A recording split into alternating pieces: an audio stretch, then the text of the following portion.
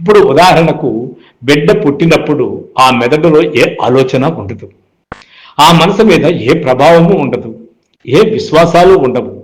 కానీ అప్పటికే బిడ్డ చుట్టూ ఒక సమాజం ఉంటుంది కదా, దానికి కొన్ని నీతులు, కొన్ని ధర్మాలు, కొన్ని అలవాట్లు, కొన్ని విశ్వాసాలు అన్నీ సిద్ధంగా ఉంటాయి. ఇక్కడ ఏదో ఒక్కసారిగా హఠాత్తుగా మనలో ఆ భావాలన్నీ కూలి పడవు మెదడులో.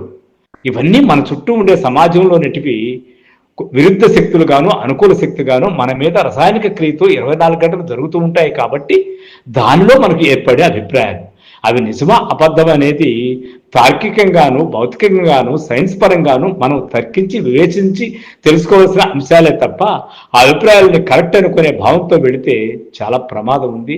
అసలు హేతువాదం అనేది లేకుండా పోతే, ఆలోచన విధానమే లేకపోతే ఈరోజు ఈ అభివృద్ధి కూడా ఉండేది కాదు. కాబట్టి ఆ కోణంలో మనం ఈ విషయాలు ఆలోచిద్దాం. రంగనాయకమ్మ గారు చెప్పారా, కార్ల్ మార్క్స్ చెప్పారా, కమ్యూనిస్టులు చెప్పారా అనే సంగతి కాదు.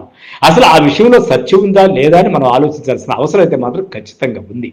ఈ బిడ్డకు రోజు రోజుకి తన చుట్టూ ఉన్న జీవిత విధానం ప్రకారం, సాంప్రదాయాల ప్రకారం పెరుగుతూ ఉంటారు. తన చుట్టూ ఉన్న మనుషులు చేసేదాన్నే తను చేస్తాడు. చుట్టూ ఉన్న వాళ్ళు నమ్మిన దాన్నే తను నమ్ముతాడు. సమాజ స్వభావానికి అతీతంగా ఏ బిడ్డ పెరగడు. అసలు మనకు కూడా ఏ ఆలోచన డెవలప్ కాదు. దేవుడికి దండం పెట్టుకోతో ప్రారంభమవుతుంది ఏ ఆలోచన అయినా మనకున్నటువంటి సాంప్రదాయ సమాజంలో.